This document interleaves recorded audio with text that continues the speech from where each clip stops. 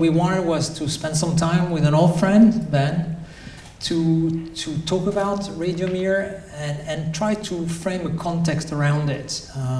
Not just the history of Panerai, but also the larger history of military watches.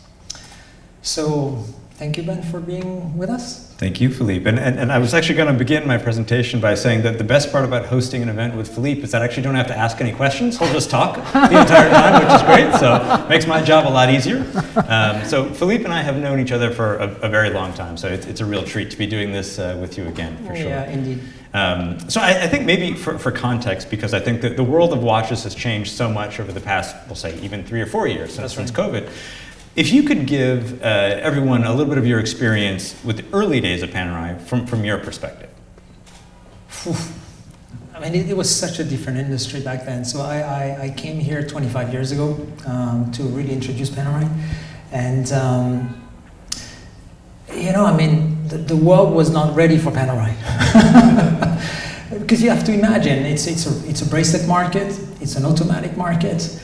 It was at the time a very small, watches were very small, and here we are, we're introducing these large watches, mostly manual wound, and with straps. I mean, most of the retailers we talked to thought we were absolutely crazy.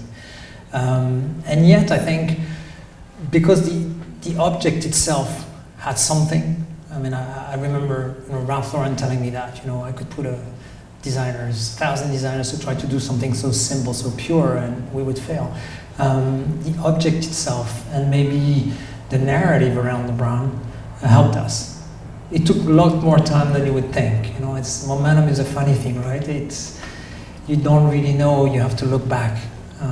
But it was certainly a wonderful ride for me at the beginning. Yeah, and I think for context, for maybe some of the younger collectors here, so Panerai was one of the first brands that really had a very, very tightly knit collector community, the Paneristi community. And you were a big part of that. Yeah, I remember going, actually we were meeting with one of the collectors. I remember going to Hodinkee, to Hoboken, New Jersey in 2001 in a little restaurant. It's the Hoboken of the internet. Yeah, that's right. And with 12 guys with their Panerais, and it was absolutely amazing. But again, it was completely organic. I think one of the things that we found is that there was something quite authentic about the rise of Panerai. I think maybe around Panerai, collectors were a little more themselves. And was it the military history? I don't really know. But certainly, I think there was something that felt maybe a little raw and real. That really was the genesis of us introducing the brand. And we're going to talk a lot today about the really, really early Panerai. So the early Panerai that Philippe and I are mentioning now is from 15, 20 years ago, we'll say. It's, 1998. The watch is introduced at Watches and Wonders. Back then, SIHH in 1998. We acquired the company, Richemont acquires the company in 1997. And then at that point, set out to launch the brand to the global markets. But before we go really, really deep into that kind of era of Panerai, which is such a formative one for the Richemont group, obviously Lange is kind of a sister, still is a sister brand, and was kind of rebirthed around the same time. Let's talk about the earliest Panerai. So what would you say is the archetype of a Panerai? The genesis is really, it starts as a military secret. Panerai has a dual business. It starts in 1860. It's a watch store on one side in Florence, and then a business making military instruments for the Italian Navy, and essentially compasses, sights, depth gauges. And in the early 1930s, Panerai is asked by the Royal Italian Navy to develop a watch. Now you have to remember, Rolex creates a water-resistant case in 1926, so you're talking about very few years after. So there are no military diving watches in existence. And at the time, basically, Giuseppe Panerai, who runs the companies in his early 30s, turns to one of their partners, Rolex, for help. And Rolex supplies, we have an invoice that dates from 1935, where there is an invoice for cases and movements. So it's case reference 2533, which later on becomes 3646.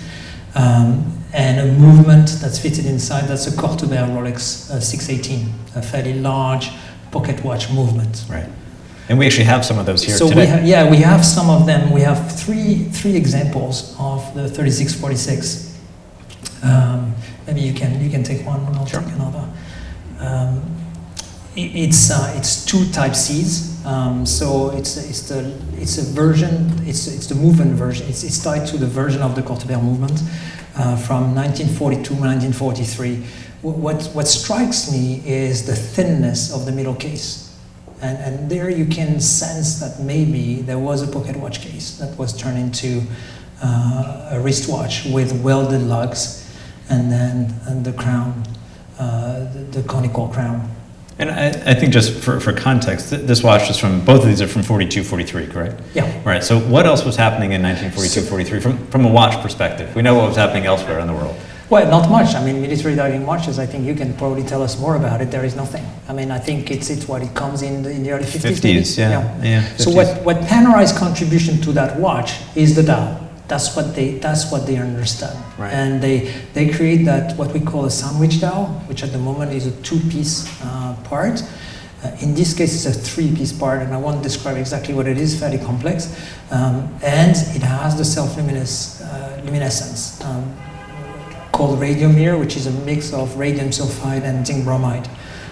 So that's the contribution that Panerai brings, because of course to conduct those missions in total darkness in murky waters of harbors, they need luminescence. Yeah, and I think it's important to give the context, and I think probably many of you here have probably heard me say this because it's one of my favorite mansplanations, but the watch world was very, very different then than it is today. And so the idea of in-houseness is really a product of the past 10 years, I would say. And even now, it's dissipated to some degree. But back then, the idea that this case, which is effectively an oyster case, a Rolex oyster case, the movement was made by Cortebert for Rolex. I mean, Rolex wasn't even making its own movements at the time. That's right. Is not some salacious kind of tidbit. I mean, this is just how things were done. I mean, we see it with a Paul Newman uses the same movement that a Wittnauer was using or a Hoyer was using, and it's kind of no big deal. This was status quo. And in this case also, they had a partnership, right? I mean, Panerai was distributing Rolex watches in Florence, and again, it was for the military.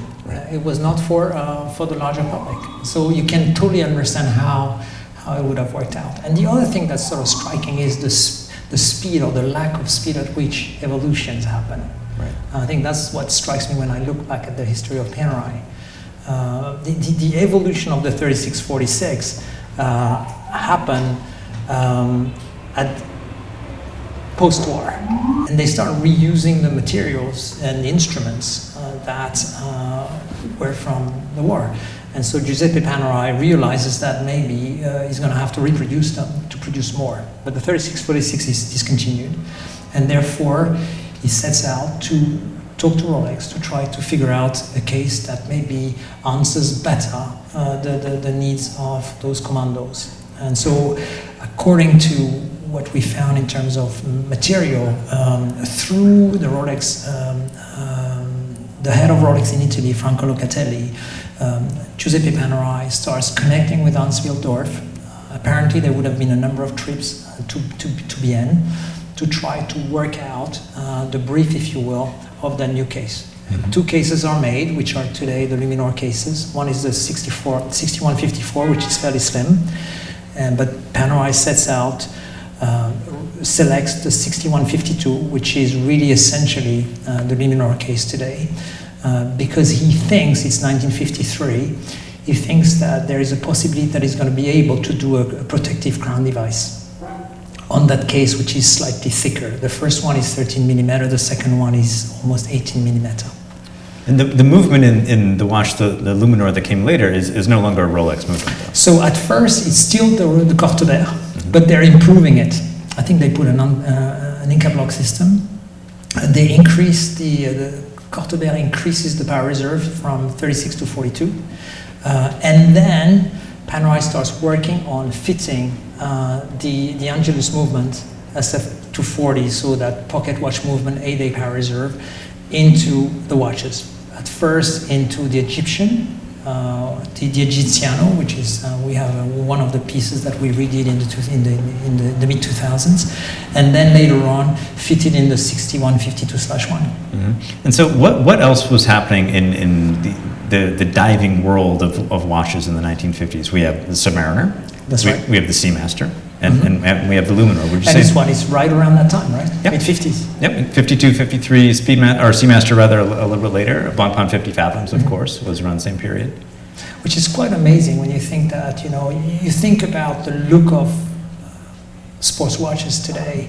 It's sort of interesting that Panerai blueprinted that. Total accident, right? It's form, full function.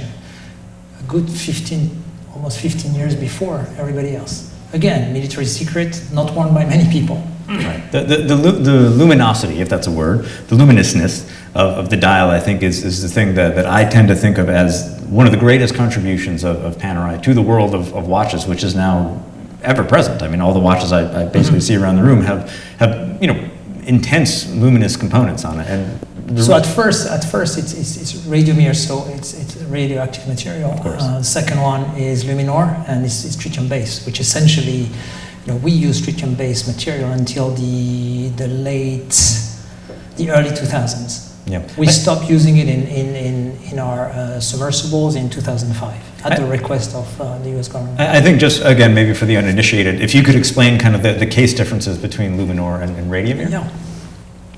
So, and the evolution is very simple. When you look at the radiomere case, you have welded lugs, so at 12 and at 6, and then you have this conical shaped crown. So 2 points of weakness. The Navy SEALs with which we have a partnership, it tells us, when you dive in operations, there is only one way you've hit your target point. It's when you hit it. Literally, because it's at night, there is current, they're calculating the numbers of beat, they know exactly how much distance they're traveling but with the current they have to calculate how it goes there, and sometimes they miss, and so you can imagine that there was a weak point at the point of the lugs here, and at the crown level. So the 6152 and now the Luminor, it's a single block of steel that's machined, therefore no weakness at the lugs, and then the protective crown device that Panerai patented and started using in 1955, at the time, protected the crown. It's really this case design that kind of rings through to today, and I know we're here to talk about radiomere, but Luminor in many ways is what most people think of when they think of Panerai. Is that fair? Yeah, completely fair. Yeah. More and more submersible has really grown because I think there is a need for a rotating bezel if you want to wear a diving watch. But yes, Luminor is sort of the blueprint of the company, and the way we do it is we're trying to, you can't mess with it. That's one of the difficulty with Panerai, is that there is nothing on the dial. Right. Negative space, large indices, large numerals, and so all the details, particularly around the dial, are super important. So I encourage you to look at colored dials because I think we were incredible, and my hat to the creative team. It's so difficult, think about all the greens we've done, and think about all the greens that our friends have done. They tend to do 1 green, 2 greens. We've done many greens, and generally we hit them because every watch has sort of their language, their sort of feel. So that's difficult. It requires a lot of discipline. Yeah. So I would say let's jump out of like the proper vintage era into what the internet calls the neo vintage era, which is like the 1990s now. Yeah, that's right. What people call it. So talk to me about the early days of modern Panerai and how it kind of came to be.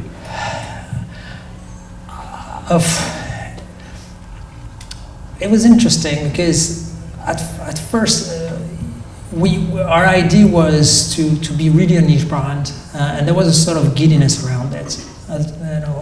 It took a while in the United States, but I think around the world, particularly in Italy, there was, as you know, there are so many great collectors in Italy.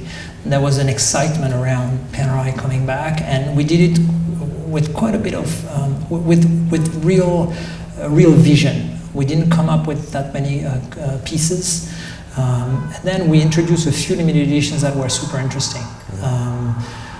The first one being the PAM 21, if you recall. I think, Ben, you like that one. That's a favorite, yeah. So it was a platinum piece in 47 millimeter. That's essentially a 3646. We don't have one here today, with a Corteberg movement in platinum. I saw the watch for the first time in Hong Kong, actually. I was working in Hong Kong, so 1 year before I came here, and fell in love with it. It was really a stunning watch. But subsequently, we did a few limited editions where we used new old stock movements on radium near 42 millimeters that were amazing. PAM, for those of you that know the references, PAM 65, PAM 67, 78, 80, absolutely gorgeous watch with super interesting movements. And we developed the collection, very methodically. But I think what we benefited from is that we brought into the industry, into our world, people that were not really traditionally collectors. I mean, this is a long time ago, right? Yeah. And I think we brought a sort of a different feel to it. And I've seen, a lot of, and some of you are here in the audience, you've had a Panerai, you may have sold a Panerai, and you've moved on to other things. And we keep doing our work, hopefully, so I think the purity of the object tends to make you want to come back to it. Mm-hmm. Certainly, that has been my case. As you know, I've been at Panerai twice, so. I think what's so interesting about Panerai in the 90s and early 2000s was I would say, along with the offshore, if I may say, really introduced the idea of hyper-masculine, oversized watches with Schwarzenegger and Sylvester Stallone, etc. Both played roles in both the offshore and Panerai. And the idea of really limited editions, and the idea of a highly limited numbered set of watches for a brand like a Panerai really wasn't done. Yeah, that idea was sort of interesting. It was the idea of minimization in wine, right? Every year has a year of production, and every watch has an indication. So 1998, I think, was A, B was 1999, and then each watch had a reference number and then a numbering in the series, and that was completely new. I think nobody had done it in the watch industry, and that certainly helped. And we started gathering momentum around 2002. We introduced the 1950, the PAM 127, which was the first true 6152, which was a huge success. We had tons of people wanting to wear that watch, and then we look back 12 months later, and we had gathered a lot of momentum. Yeah. It's early days. Today the company is much, much bigger, but there was something really sort of fresh and interesting, to be part of that journey. I mean, you've been part of that journey where you dream something, and suddenly the dream seems, the reality seems almost bigger than the one you could dream. Sure. And who are some of the big names, the early kind of advocates of Panerai in the early 2000s? Well, the first one who really sort of discovered the watch, and that's pre-acquisition, is Stallone. So my understanding is that he stumbled upon the watches through a friend of his in Rome while he was shooting Daylight at Cinecittà. And then you remember those were the Planet Hollywood days, and you know exactly who was part of that group. And suddenly, he brought some Panerais back to LA, and they started wearing it. I wouldn't. It certainly helped when but it took time. It really took time to be known. And then afterwards, we saw Wall Street, NFL, NBA, a little bit of everything. Yeah, I mean, again, I tend to think of as the two watches that really brought high-end mechanical Swiss watches from the kind of the Swiss mountains, I'll say, to the mainstream, being NFL players, basketball players, musicians, etc., were Panerai for sure, and offshore. I mean, those are the two first high-end watches you saw on the wrists of people in New York, of air quotes normal people in New York. That's right. Yeah, that's right. And then as Panerai kind of progressed into the modern day, and we want to talk about today and the store, how has the collection changed? In many ways, it's remained remarkably pure, remarkably kind of honest to who it was in the 40s and 50s. But now there's some deviations. I mean, I'm wearing a watch that's 40 millimeters. That's right. Well, the one thing that our CEO, Jean-Marc Pontois, has brought is this idea of trying to sort of create a clear definition within the four product lines. The Duo is sort of sort of a way for people to come in the brand, and we can be a little more playful. We're doing some very successful watch for women, but the core is really Luminor, submersible, and radio mirror, and each of them has to have a beat, and that is really what we're trying to find. And we're going at it fairly, very methodically. And then there's been a lot of work around movement, which I think is largely underestimated in the industry. The Panerai did a fantastic work in doing vertical integrated movement development. Oftentimes manufacturers tend to do one movement, and then 2 years later they decide they're going to do a completely different architecture, which is not super efficient. The way Panerai went at it is that they thought through the simplest possible movement, and it started with the P2002, an 8-day movement, and then thought all the way to a minute repeater. And each time with a view to innovate, but with always functionality in mind. So if you think about minute repeaters, for example, they strike the hours, the quarters, and the minutes. None of us think time in quarters. We all think times in hours, tens of minutes, and minutes. That's the way our minute repeaters strike the time. Yeah. Or we all travel. It's the first watch that is a travel time minute repeater. Mm-hmm. Patek did it with a true travel time with 24 hours. We did it with the GMT function. Mm-hmm. And I could go on and on the way we did, for example, the perpetual calendar, which I have here. We asked ourselves that question, so what does a perpetual calendar do? It essentially synchronizes the day and the date. If I ask you what month it is, I think you know it. If I ask you what year it is, you know it. You don't need all the sub-counters to be reminded. So we put everything else in the back. Now, it was also design driven because a Panerai with multiple sub-counters, it's not going to look like a Panerai.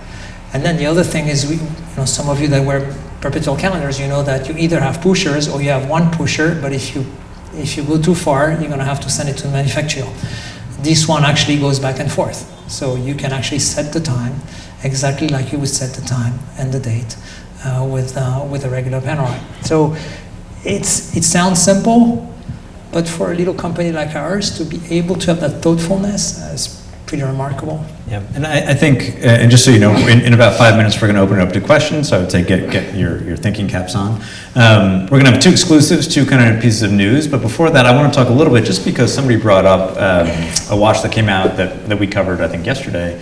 It's an AP that uses a material called BMG. Yep. And you guys actually used BMG years ago. Years ago. You guys also were among the first bronze watches. What else did Panerai do kind of in the early days? When I left Panerai in 2007, just a little anecdote. So I missed it pretty quickly. I missed the collectors, I missed the colleagues, and I missed the watches. And so when I was in Geneva, at first I would go to Panerai along with all the other brands at SHH. But I quickly realized that it was not good for my health because it was making me sick.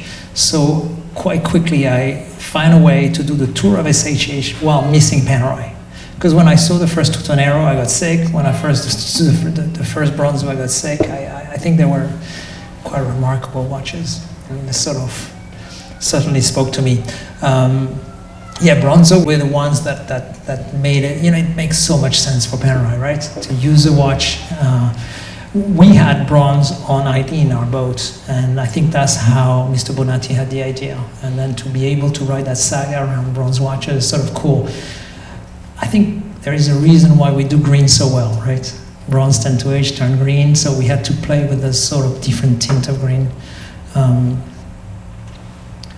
so we have two kind of newsworthy little tidbits here tonight. So the first is a watch that kind of brings together the vintage era that we talked about with the Angelus movements, the Rolex movements, et cetera, from the 40s and 50s and today. And then we have a brand new watch that we'll talk about. So first, tell us about the unique piece. I love it. It's a beautiful watch. So it's what they call a transitional 3646. You remember the story that I told you, right? There was a weakness of the welded lugs. And in the 60s, we think that Panerai still had a stock of 3646, probably very few. And they had the idea of trying to fit lugs into the welded points. And they set out to do that. The lugs are absolutely stunning. I hope you've seen it in the press. I was shown the case in 2005. Mr. Bonatti, he's a very old school. He was in his office, and I was sat, opposite his very large office, and he threw a case at me.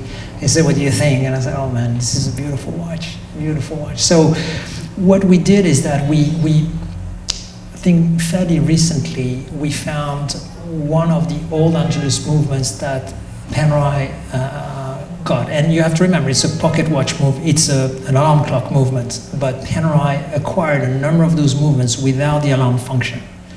And we found one of those movements.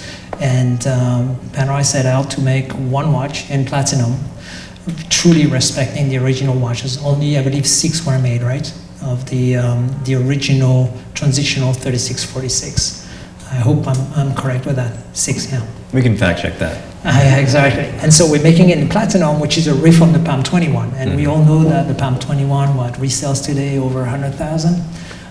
So we're auctioning this watch on November 3rd in Geneva, and the entirety of the proceeds, including the buyer's premium, goes straight to the UNESCO. So we're waiving it. Philips is waving in, and hopefully we're going to raise tons of money. So this will be in the Geneva sale for Philips. Yes, for oceans conservation, which we're quite involved in sustainability, and that is part of that program, if you will. Yeah. But it's a watch that I think all of us are very proud of. I mean, I just wish I could lay my hands on a steel one of those days. And then in terms of things that, there might be some bidders on that watch in the room tonight, but in celebration of tonight and this new boutique, we have a limited edition that's coming out Thursday, so, keep it to yourselves. Do we have that watch? Can we show it? Yeah, we have it here. That's the one, that's actually the Luminor that you were playing with. So it's a GLC case with that sort of graded gray, if you will. Case. So we wanted to celebrate New York with an engraving of the Brooklyn Bridge on the case back. And we're going to make 212, of course. 212. So the movement is by tempo. So it's a GMT function with the P9010 movement. And so if you guys want to come up and check this out afterwards, we have at least one of them that we'll have up here. Yeah. We'll probably put it behind the glass after this. We've done it very rarely. I mean, we used to do those, but we for the boutiques we're very careful about the limited editions that we're doing. But as we're launching bigger boutiques around the world, we're doing one for New York. We did one last year for Geneva. So it's one of the very few that we'll do. Amazing.